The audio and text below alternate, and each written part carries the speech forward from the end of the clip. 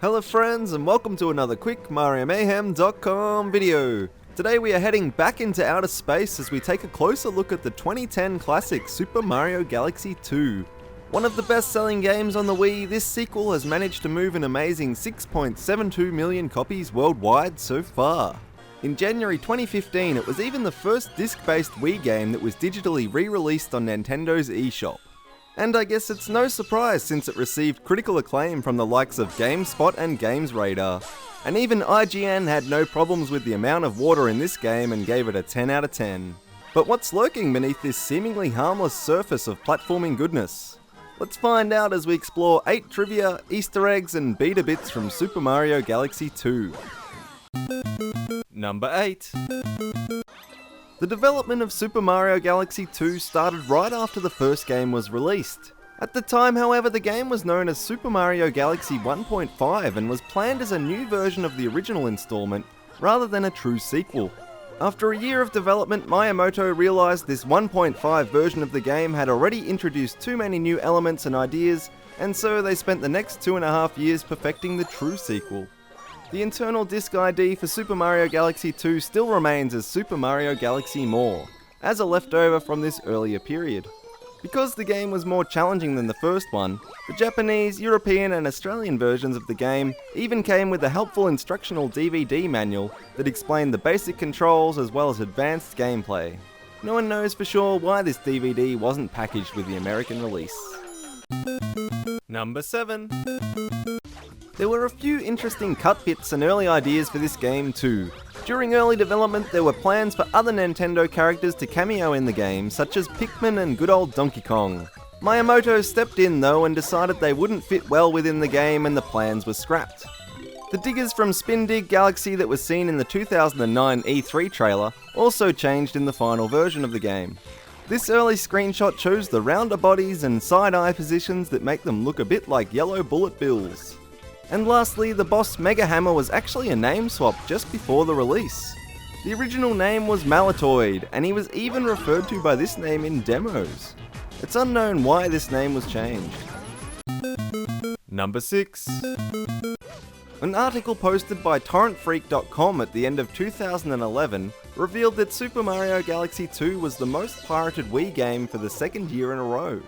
Pulling data from all public torrent trackers, it turns out the ISO was downloaded well over 2 million times over the years 2010 and 2011 alone.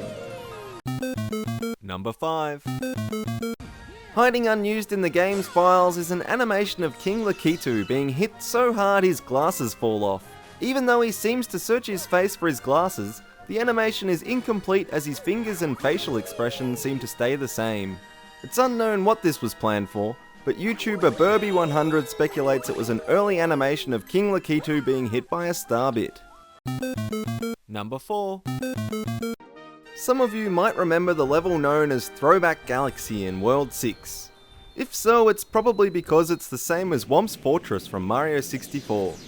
Apart from a few minor changes like added enemies and graphic upgrades, this course is pretty much a complete copy of the old school classic, and even features a jazzed up Super Mario 64 main theme, just like the original. Bob Buddies also mentioned that Mario looks familiar, a further reference to Super Mario 64 and Mario's prior encounters with these explosive buggers. Number 3. A few Easter eggs here at number 3. First up, if you speak to the captain when you have 777 or 7,777 star bits, he will say, "Hey, you have 777 star bits, how lucky!" If you speak to him again when you have 9,999 star bits, he will then say, "What happens when you get 9,999 star bits? Something nice, I bet." You might remember Yoshi's house hiding in Sky Station Galaxy. If you select the first mission here in World 1, the sign in front of Yoshi's house will read, "Hello friend, please go around back, Yoshi." However, if you choose the third mission instead and read the sign, you will get a different message. This time it reads, "Hello friend, please go around back, Yoshi the Space Dragon." Since when did Yoshi transform from a dinosaur into a dragon? Is there anything he can't do?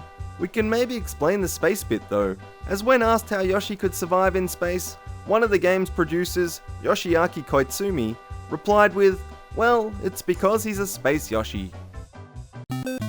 Number 2. In the beginning of Shiverburn Galaxy, take some time and look to the horizon. You just might spot these creepy alien figures lurking on top of the hill. What are these things and who put them here? The name of the image stored on the game's files is HellValleySkyTree, so I guess whatever this is actually a tree? That is one spooky tree. This model also makes an appearance in the Grandmaster Galaxy, as this level reuses the Shiverburn Galaxy's background. Number 1.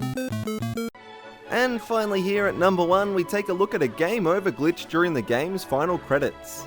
Once you have 120 stars and beat the game, a bee mushroom will appear in the tall trunk section of the credits. Using this power up you can then start flying up once the credits roll over to the Freezy Flake section. This allows you to fly above the top boundary of the stage and cause a game over. The credits still roll on but are hiding behind a black screen until the final cutscene with Rosalina. Previously on Mario Mayhem. If you could add a new type of Koopa Troopa to a Mario game, what would it be? Thanks so much to all of you for your amazing Koopa Troopa ideas, it's really appreciated.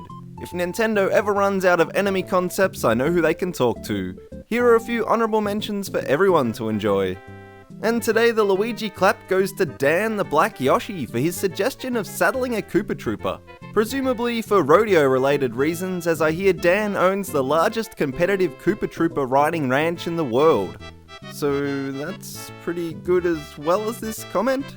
And today we'll leave you with the question, if you could create a new type of galaxy to play in Super Mario Galaxy 2, what would it be like?